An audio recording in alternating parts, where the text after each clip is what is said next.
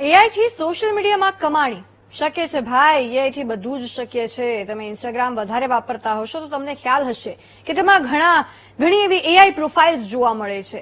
ઘણી એવી પ્રોફાઇલ્સ દેખાય છે જે એઆઈ થી એનહેન્સ થયેલી હોય, જેના ફોલોઅર્સ એટલા બધા હોય જે સામાન્ય વ્યક્તિ કન્ટેન્ટ બનાવે તો પણ કેટલાકને નથી મળતા.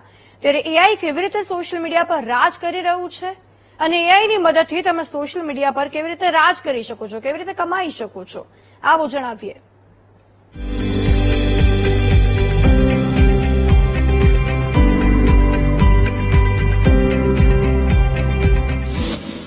એઆઈ થી સોશિયલ મીડિયામાં કમાણી. એઆઈ થી કેવી રીતે કરવો સોશિયલ મીડિયા પર રાજ.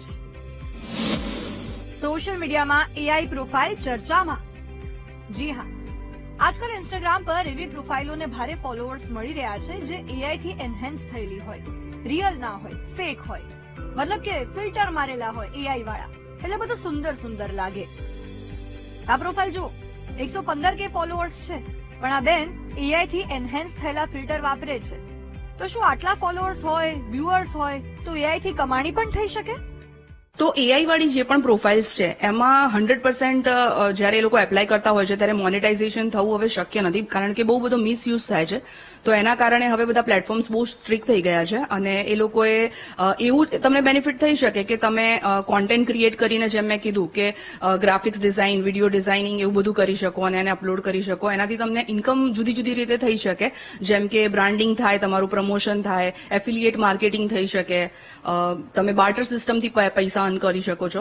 પણ 100% મોનેટાઇઝેશન તો શક્ય નથી, કારણ કે આખું એઆઈ પ્રોફાઇલ હશે તો શક્ય નથી. એઆઈના જેટલા ફાયદા છે એટલા જ ગેરફાયદાઓ પણ છે. કેવી રીતે? સાંભળો. હા, ઓફકોર્સ એઆઈના ફાયદાથી વધારે નુકસાન છે એકચ્યુઅલી, કારણ કે અત્યારે બધા જ મિસયુઝ કરે છે. તમે જોશો પોલિટિક્સમાં પણ બહુ જ બધા ફેક વિડીયોઝ આવતા હોય છે. ઇવન પ્રાઇમ મિનિસ્ટર છે કે કોઈના પણ પોલિટિશિયન્સ છે, બધા એનો બહુ ફેક યુઝ કરે છે અને જે મુદ્દો ચાલતો હોય ટ્રેન્ડિંગ, એ મુદ્દા પર એ વ્યક્તિની આખી ડીપ ફેક પ્રોફાઇલ બનાવીને વિડીયોઝ બનાવવામાં આવે છે, જેનાથી બધી જ પબ્લિકને એવું લાગે કે આ વ્યક્તિ આ કહી રહ્યો છે, પણ એકચ્યુઅલી એવું કશું હોતું જ નથી. અને જે એલ્ડર પીપલ છે, એ લોકોને જે 50 થી 60 યર્સના પેરેન્ટ્સ છે, એ લોકોને બહુ જ મિસગાઈડ કરવામાં આવે છે બધી ઊંધી ઇન્ફોર્મેશન્સ આપીને.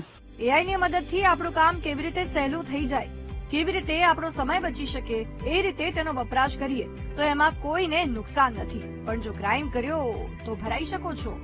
એટલે જ તમારી કમાણીના સાધન તરીકે એઆઈનો વપરાશ કરો, એટલી હદ સુધી જ્યાં સુધી કોઈને નુકસાન નથી. કેમેરામેન પરેશ રાજપૂત સાથે દીપક સોલંકી, વીટીવી ન્યૂઝ, અમદાવાદ.